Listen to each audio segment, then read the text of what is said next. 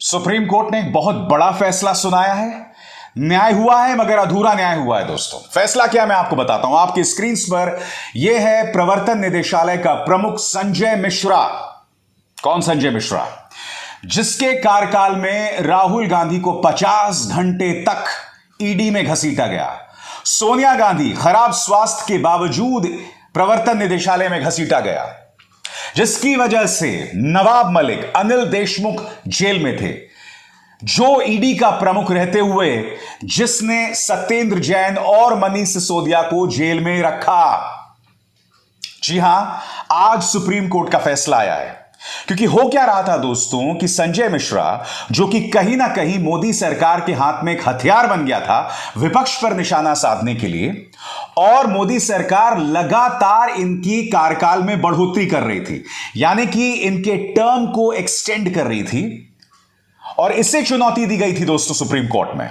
वो supreme court जहां chief justice of India DY Chandrachud जो हैं वो चीफ जस्टिस हैं। मैं आपको बतलाना चाहूंगा सुप्रीम कोर्ट ने अपने आदेश में कहा है, और क्या कहा है मैं आपको बताता हूं। उनका यह कहना है कि संजय मिश्रा के कार्यकाल में जिस तरह से बढ़ोतरी मोदी सरकार कर रही है वो कानून सम्मत नहीं है। It is bad in law, कानून के हिसाब से नहीं है। साफ निर्देश दिया गया है, अब मोदी सरकार उन्हें और ज्यादा बढ़ोतरी नहीं दे सकती, उनके कार्यकाल को आगे और नहीं बढ़ा सकती। अब यह निर्देश दिया गया है कि 31 जुलाई तक उनका यह कार्यकाल रह सकता है। यह वही संजय मिश्रा है जिसके ईडी के प्रमुख रहते हुए विपक्ष को आलू गोभी टमाटर की तरह जेल में डाल दिया जाता था। ईडी कहीं ना कहीं इस सरकार के हाथ में एक राजनीतिक हथियार बन गया था, और अभी भी है। संजय मिश्रा इस ईडी के प्रमुख थे जब ईडी अपने सृजन से, यानी जब से ईडी वजूद में आई है उसके बाद से लेकर अब तक सबसे ज्यादा बदनाम रही है। संजय मिश्रा के कंधे पर यह फीता लग गया है कि यह वो शख्स है जिसके ईडी प्रमुख रहते हुए ईडी एक राजनीतिक हथियार बन गया, एक खौफ का सबब बन गया, और बदनाम हुआ, और एक कहीं ना कहीं बीजेपी का प्रवक्ता बनकर रह गया। यह वही संजय मिश्रा है।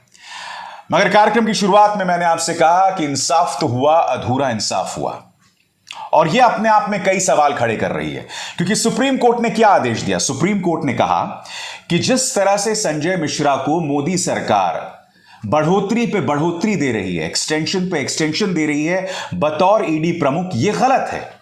अब इसी मामले में सेंट्रल विजिलेंस कमीशन, केंद्रीय सतर्कता आयोग, इसमें मोदी सरकार ने जो संशोधन किया था जिसके चलते उसकी ताकत बेशुमार हो जाती है, अब अदालत में इस संशोधन को चुनौती दी गई थी, मगर सुप्रीम कोर्ट ने उसे खारिज कर दिया। जिसका अर्थ क्या हुआ? यानी कि केंद्रीय सतर्कता आयोग में जो संशोधन मोदी सरकार ने किए थे वो बरकरार रहेंगे। इसका मतलब क्या हुआ? अब संजय मिश्रा की जगह इनका कोई और पालतू आएगा, उसके कार्यकाल में भी मोदी सरकार चाहे जितना भी चाहे वो लगातार बढ़ोतरी कर सकती है। तो मीलॉर्ड, हाथ जोड़कर मेरी आपसे गुजारिश, इसे करने की वजह क्या है? फिर तो आपको संजय मिश्रा के कार्यकाल में जो बढ़ोतरी हुई है उसे भी आप मोदी सरकार के पक्ष में फैसला सुना देते।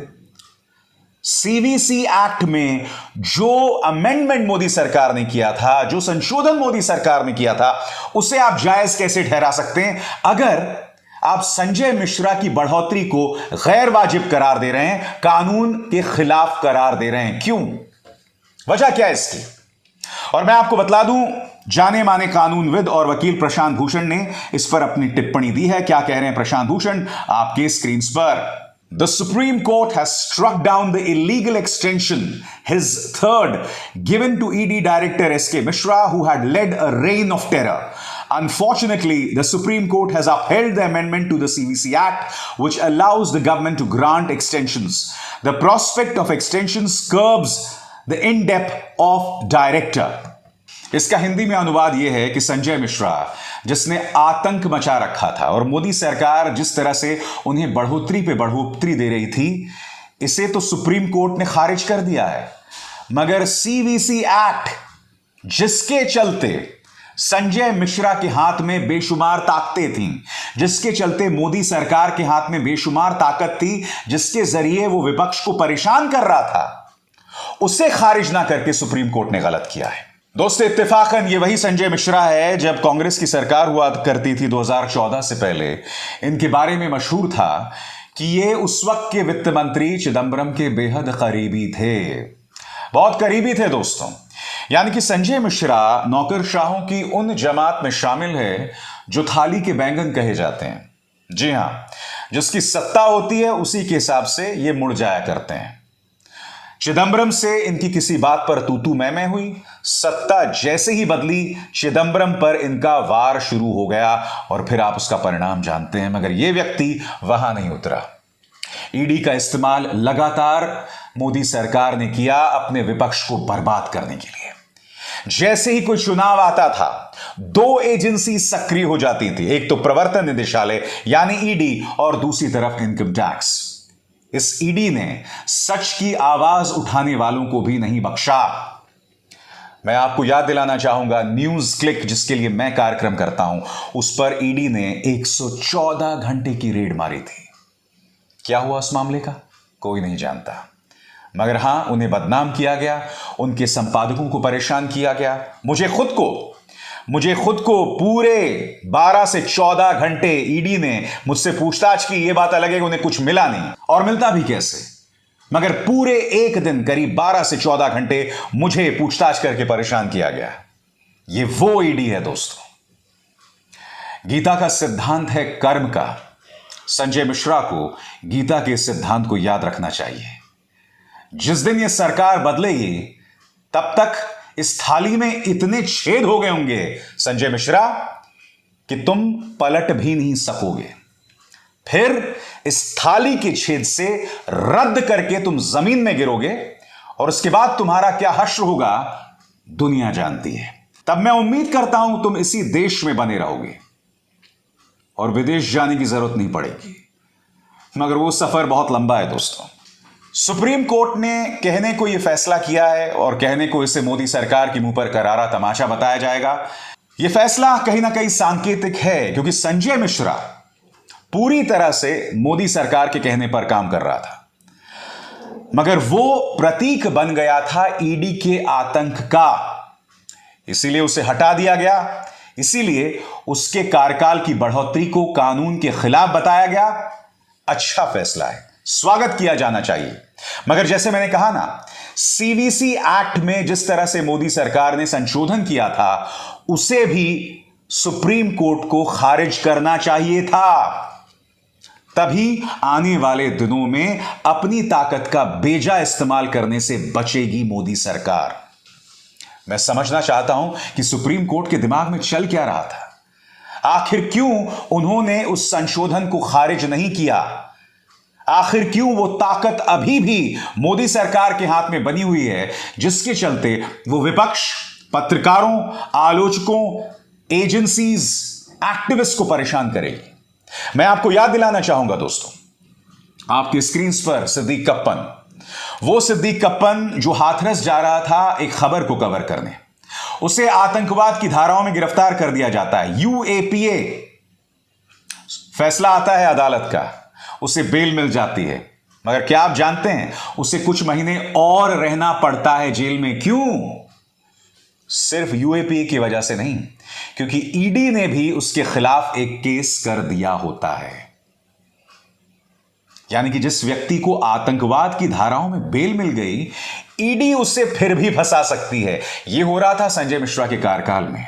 दोस्तों, ईडी का क्या किरदार रह गया था वो आप इस बात से पता कर सकते हैं कि ईडी ने जो छापे मारे थे ना, 95%, यानी कि अगर 100 छापे मारे, उसमें से 95 छापे विपक्ष के घरों में हुआ करते थे।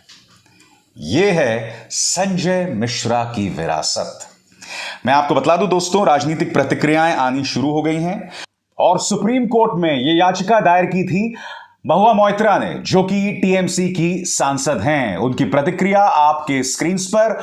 उनका कहना है कि ईडी प्रमुख के कार्यकाल को गैर वाजिब ढंग से बढ़ाए जाने को लेकर हमें सुप्रीम कोर्ट में जीत मिली है। भारतीय जनता पार्टी को चुनौती देते हुए महुआ मोइत्रा लिखती हैं, बीजेपी, हम तुमसे चुनावों में लड़ेंगे, हम तुमसे अदालतों में लड़ेंगे, हम तुमसे खेतों, खलिहानों और सड़कों पर लड़ेंगे।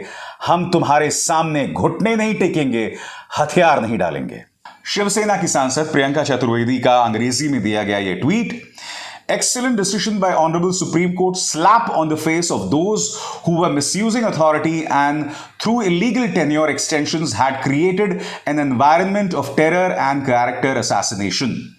प्रियंका चतुर्वेदी कह रही हैं कि यह सुप्रीम कोर्ट का बहुत अच्छा फैसला है और यह करारा तमाचा है उनके चेहरे पर जो लोग अपनी ताकत का बेजा इस्तेमाल कर रहे थे और अपने अवैध कार्यकाल बढ़ोतरी के चलते लोगों का चरित्र हनन कर रहे थे। प्रियंका चतुर्वेदी यह भी कहती हैं, also if ED director extension has been illegal then all the decisions undertaken by him and his team should be investigated else deemed illegal too. After this stinging verdict, does the ED director have any moral authority to continue till month end? बहुत वाजिब यहां पर शिवसेना की सांसद जो हैं वो कह रही हैं प्रियंका चतुर्वेदी कि जब सुप्रीम कोर्ट ने यह कह दिया कि जिस तरह से उनके कार्यकाल को बढ़ाया जा रहा था वो कानून के खिलाफ है, इसका मतलब जो फैसले संजय मिश्रा ने लिए वो भी गलत थे, वो भी गैर वाजिब थे, वो भी कानून के खिलाफ थे। वाजिब सवाल यहां पर प्रियंका चतुर्वेदी उठाते हुए, मगर आज सवाल संजय मिश्रा से भी। Mister Sanjay Mishra, supreme court ने कहा है कि आप 31 जुलाई तक बने रह सकते हैं, मगर अगर आप में थोड़ी सी शर्म होगी तो आप एक दिन भी अपने पद पर नहीं रहेंगे। एक दिन भी संजय मिश्रा को अपने पद पर बने रहने का अधिकार नहीं है। मगर यह न्यू इंडिया है, यहां अमृतकाल चल रहा है दोस्तों, यहां कुछ भी हो सकता है, यहां कुछ भी हो सकता है। यहां शर्म और हया नाम की चीज किसी को नहीं है, यहां नैतिकता नाम की चीज को दफन कर दिया गया है। राजनीतिक नैतिकता तो बहुत दूर की बात है, शालीनता तो बहुत दूर की बात है। संजय मिश्रा जैसे लोग और संजय मिश्रा को जो लोग कंट्रोल कर रहे थे, जो लोग इसे हथियार के तौर पर इस्तेमाल कर रहे थे, उनमें नैतिकता, शालीनता नाम की कोई चीज नहीं थी, इसलिए उनसे उम्मीद भी नहीं की जा सकती। मगर मैं उम्मीद करता हूं कि आने वाले दिनों में ईडी का या जांच एजेंसीज का इस तरह से बेजा इस्तेमाल नहीं होगा। अविसार शर्मा को दीजिए इजाजत, नमस्कार। स्वतंत्र और आजाद पत्रकारिता का समर्थन कीजिए, सच में मेरा साथी बनिए। बहुत आसान है दोस्तों, इस ज्वाइन बटन को दबाइए और आपके सामने आएंगे ये 3 विकल्प, इनमें से एक चुनिए और सच के इस सफर में मेरा साथी बनिए।